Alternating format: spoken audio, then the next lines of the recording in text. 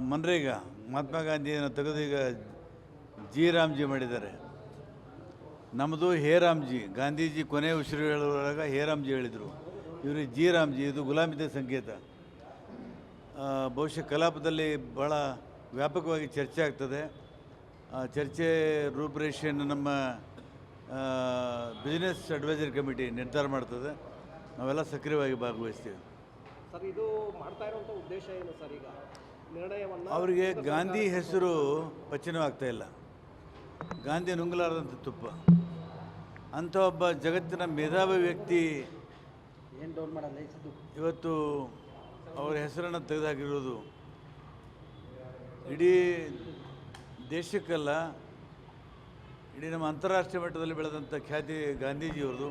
ಅವರ ಹೆಸರನ್ನು ತೆಗೆದುಹಾಕಿ ತಮ್ಮದೇ ಆದಂಥ ಪ್ರಭಾವವನ್ನು ಬೀರಲಿಕ್ಕೆ ಹೊರಟಿದ್ದಾರೆ.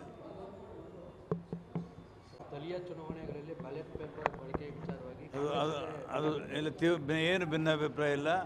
ನಾವು ರಾಷ್ಟ್ರ ಮಟ್ಟದಿಂದ ಹಿಡಿದು ಈ ರಾಜ್ಯ ಮಟ್ಟದವರೆಗೆ ನಾವು ಬ್ಯಾಲೆಟ್ ಪೇಪರ್ ಮೇಲೆ ಚುನಾವಣೆ ಆಗಬೇಕಂತ ಬೇಡಿಕೆ ಇಟ್ಟಿದ್ದೀವಿ.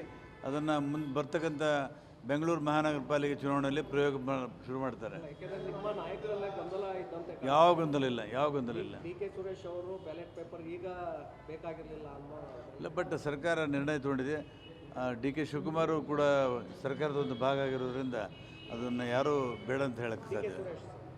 ಡಿ ಕೆ ಸುರೇಶು ನಾವು ಸರ್ಕಾರದ ಭಾಗವಲ್ಲ. ನಮ್ಮ ಸರ್ಕಾರ ನಿರ್ಣಯ ತೊಗೊಂಡಿದೆ.